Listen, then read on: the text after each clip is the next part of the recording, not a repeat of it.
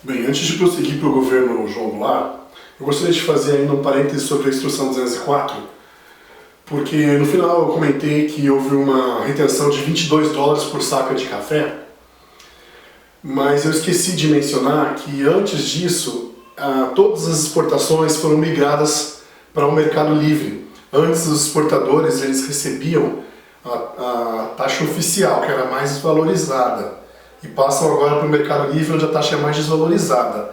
Então isso premia os exportadores. Porém, no caso do café, tem uma medida que vai na direção contrária, esta retenção de $22 por saca.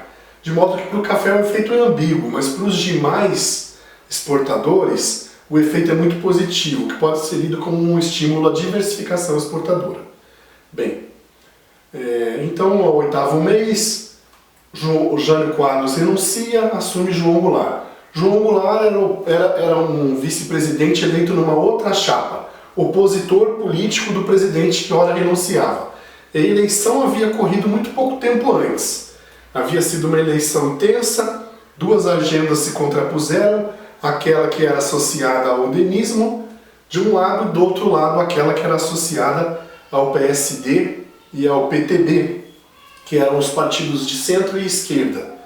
A agenda de centro e esquerda foi derrotada e a agenda de centro-direita foi vitoriosa na urna. Nós tivemos um mandato meteórico desse presidente de centro-direita, no qual a liberalização, que era o clamor dos setores que haviam votado nele, não ocorre. E, por outro lado, logo assume um presidente que não foi eleito para ser, foi eleito para ser vice-presidente, mas não presidente, o que é uma enorme brecha institucional, uma loucura, na verdade, porque eu me lembro agora de um caso do impeachment sul-coreano que aconteceu mais ou menos ao mesmo tempo do que ocorreu no Brasil com Dilma Rousseff. Me lembro que por lá há uma lei do impeachment muito bem resolvida, no qual, quando o indício de corrupção foi apontado na presidência da República, houve um julgamento político parlamentar, no qual a admissibilidade do processo foi julgada, o processo foi aceito, e aí coube então a Suprema Corte fazer o julgamento. O julgamento só começa político, não é político até o final. A Suprema Corte teve um prazo extremamente curto para fazer o julgamento, que foi efetivamente confirmou os indícios e condenou a presidenta. Ela foi deposta, ela já tinha saído, quando a admissibilidade ela foi deferida, ela já tinha saído, não volta mais, quando o Supremo confirma, e imediatamente correm novas eleições. Enfim, não é nem a pau que vai ser o vice-presidente que vai assumir. Ganhou uma força política oposta, tá? Na Coreia tem eleições bastante competitivas também.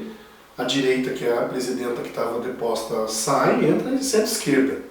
Normal, lá na Vivá. Agora aqui a gente tem o oposto no Brasil dos anos 60. O presidente renuncia, não é nem que ele foi deposto. E aí assume uma força política antagônica, né? É uma loucura. Já estávamos num período de muita propensão à controvérsia, porque tem uma escolha fundamental para fazer. Qual é o tipo de regime de acumulação que a gente vai adotar para que o país possa prosseguir na industrialização? Nós temos duas opostas soluções. A primeira, eu já mencionei a dicotomia.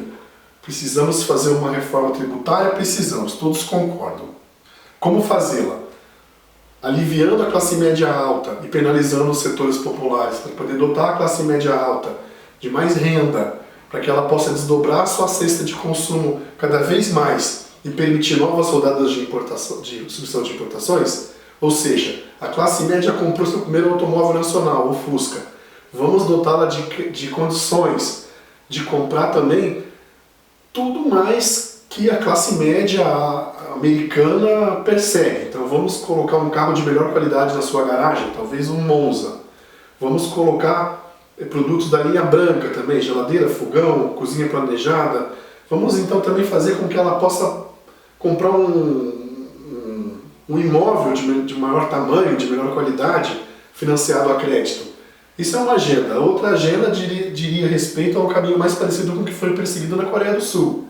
para não perder o exemplo. O Brasil, a Coreia do Sul teve uma maciça reforma agrária nos anos 40. E lá foi uma brecha que foi aproveitada pelo governo de ocupação americano, porque as terras na Coreia do Sul tradicionalmente eram detidas pelo Estado, mas uma aristocracia funcional administrava essas terras.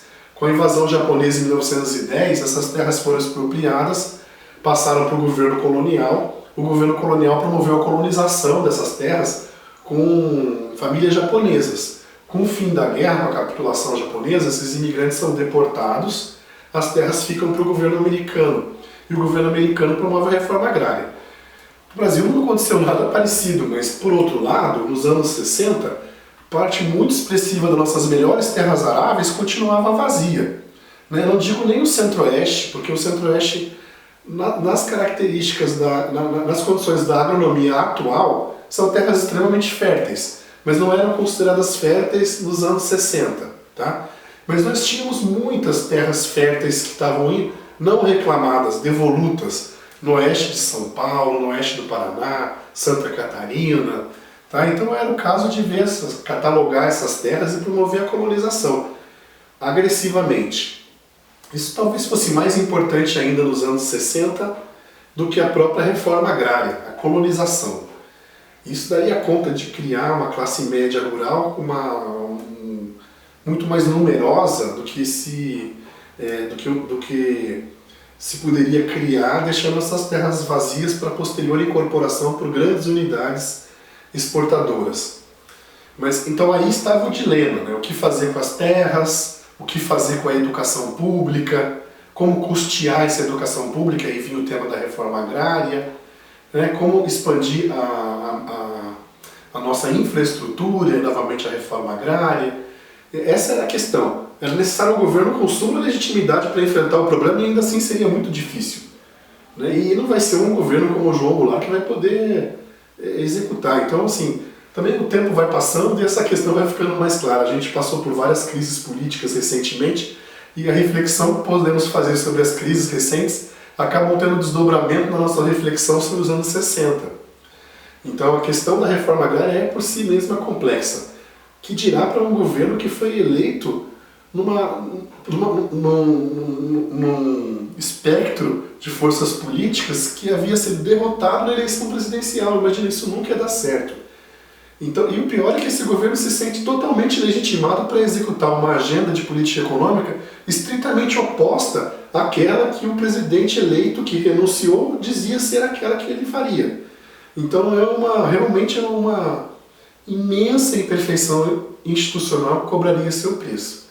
E cobrou da pior maneira, né? O golpe de 64, descontinuidade do ritual eleitoral por muito tempo. E aí nós, antes disso, temos que assinalar aqui para fazer uma exposição competente do governo João Goulart, que ele chamou Celso Furtado para executar um plano de desenvolvimento, um plano trienal, e que o plano de desenvolvimento aponta nessa direção, que eu agora caracterizei como opção sul-coreana. Querendo reduzir o desemprego, minorar as tensões sociais, reduzir a concentração de renda, investir em saneamento básico, perseguir a estabilidade de preços, reduzir o déficit de balanço de pagamentos, corrigir a baixa produtividade do campo, absorver trabalhadores pela indústria, elevar a poupança, conter o déficit das estatais, introduzir técnicas de planejamento e gerenciamento do Estado. Tudo isso muito bom, muito bonito, que não dizia como que ia perseguir, porque isso também era um conjunto de medidas estruturais de longo prazo. E no curto prazo, o que Celso Furtado assinalou era o controle do crédito, controle do compulsório bancário, menção à necessidade de apertar os gastos públicos e menção à criação de banco central, ou seja, receituário ortodoxo. Isso contradiz a perspectiva furtadiana em absoluto. Celso Furtado é categórico em apresentar exemplos históricos que corroboram a tese de que o desenvolvimento tardio só acontece em regime de integração comercial e financeira com os países desenvolvidos, porque o retardo tecnológico, para ser perseguido em autarquia, ele é inexequível vencer o gap na perspectiva furtadiana. Claro que isso dá muito debate, mas na perspectiva furtadiana, vencer o gap que existe entre os países periféricos e os países centrais em autarquia é algo completamente inexequível. Então a primeira coisa que você tem que fazer é baixar a poeira. É fazer uma política que consiga dialogar com os banqueiros internacionais, instituir o crédito, controlar o câmbio no Brasil para evitar um pouco a inflação, amornar um pouco o sistema político local, para que logo em seguida seja possível fazer essas medidas de cunho estrutural, que infelizmente esse governo não vai ter tempo de fazer porque ele vai ser atropelado por um golpe. E é isso, e essa é a história. E aí o golpe de 64 vai abrir caminho para outra família de soluções, ligada à concentração de renda, para fomentar a classe média já existente, que vai ter o seu consumo majorado pelo empoderamento da sua renda. E é isso que vamos ver depois no vídeo posterior.